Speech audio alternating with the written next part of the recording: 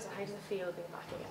Oh, it's brilliant. I was just saying to one of the teachers on the way in there that every time I, drive down the driveway and walk in through the front doors, it actually feels like I've never left. It's weird, and I've left since 1997.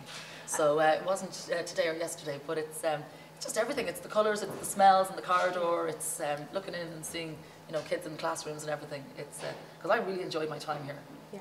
I was here from 2nd year to 6th year.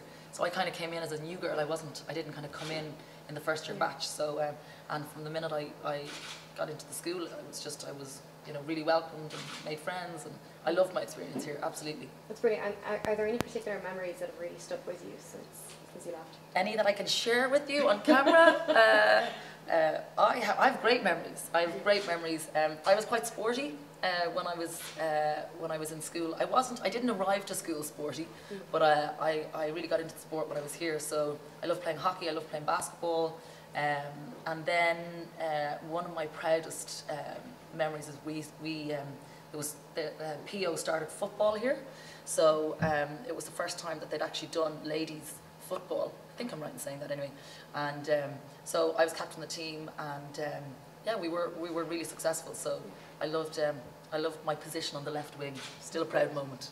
It's brilliant. And has much changed since the time you were here? Or? There's a new 6th year block. There is a new theatre. I was really into speech and drama when I was here as well.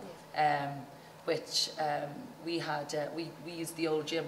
There's a new gym now as well. Yeah. So the old gym was kind of used for everything from plays to roll calls to school hops. So it was kind of good and bad happened in that gym. bit of everything. Bit of everything. And what was your favourite subject when you were here? I loved English. I loved geography. It wasn't that I liked science, but I really liked my teacher, PO. But probably English was my favourite subject. I had a teacher, Miss Hill, who was brilliant. Yeah. So. And do you think that your love of English and geography here helped influence your career in media and the trips at No Frontiers? Yeah, I did, because when I went to UCD after school, I did English there as one of my subjects. So I loved that, and then obviously with geography, I managed to do 10 years on No Frontiers, traveling the world. So absolutely, it definitely had an impact. And how did you decide that presenting was definitely for you? When I was in transition year here, I did a 2-week placement, one of which was in RTE and one which was in a small independent company called Coco Television. And when I did my Leaving Cert, which I actually did work quite hard for, I missed communications in DCU by 5 points, which was like the worst news ever. But so I went on to do UCD, but I decided in that time that television was what I wanted to do. So I spent 3.5 weeks precisely knocking on doors. I didn't even send letters. I just went around to all the independent production companies and just begged to work for free or make tea or coffee or do anything to try and get in. So they eventually just got sick of me, Coco Television, like just returning again and again. So I worked there when I wasn't, my hours in arts weren't a whole lot. I had, I think, 12 hours a week, so any free time I had, it was kind of in just doing general dog's body stuff, and that's how it all started, which was great.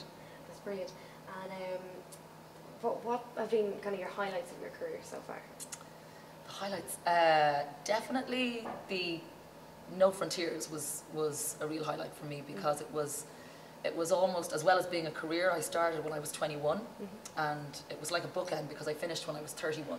So it was like 10 years of where I sort of grew and found out a lot about myself, and I suppose became a woman, and learned a lot about myself and learned a lot about the world. And it was just a real privilege, to get to these places and experience different cultures and learn about so many different ways of life, And I think for me that time will always be precious, and I really appreciate it. Yeah, and it became such a big part of Irish television as well, that everyone remembers sitting down and watching you, wherever you were. Everyone remembers sitting down and kind of going, it's nice she gets paid to go on holidays. Yeah. Because my nana said she never travelled at all, but she was able to see the world, sitting in the armchair. But yeah, it was great, and I think during the Celtic Tiger, there was a lot of people taking 2-3 holidays, and at that time it wasn't.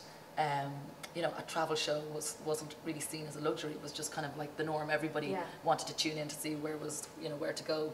But I suppose the type of travel that I loved in it was the backpacking and the independent travels. So anytime there was an offer of a 5-star hotel or a jungle in Papua New Guinea, I knew that you know, that was the sort of travel that I liked doing. So for me to be able to kind of be a part of that, and when students and everybody was sort of, you know, the backpacking craze really came in, you know, to be a part of that was quite special. Yeah.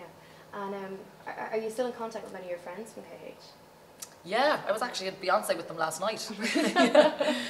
Ruth and Antonia. Yeah, Mary Kay is living with me at the moment, so I would have a lot of good friends from here. Most of my friends are actually my school friends still. Yeah, yeah. And do you have many friends that, you know, they've been helpful kind of connections to you during the years, and, you know, from KH?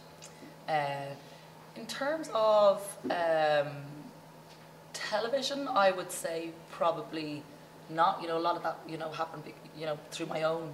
You were the connection. Yeah, yeah. But no, I mean, definitely it's just been great that so many people that I'm still in touch with have made a good success of their own careers as well, you know. So, you know, to have a very close circle of friends that are still my school friends who've gone on to achieve really great things as well is nice to see. Yeah. And do you have any advice for, you know, some KH students that might be interested in kind of taking your career path or following your footsteps? Yeah, it's interesting because right now RTE is probably going through a difficult time like so many other companies.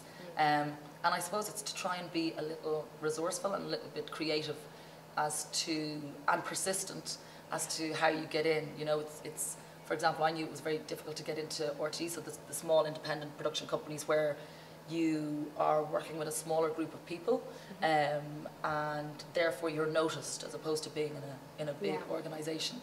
So be persistent, and I would say offer up your time if you have time and you want to learn. I mean, I did a lot of voluntary work and put in a lot of hours, and for me that was kind of the way to get the first step on the ladder. So that would be my advice, I suppose.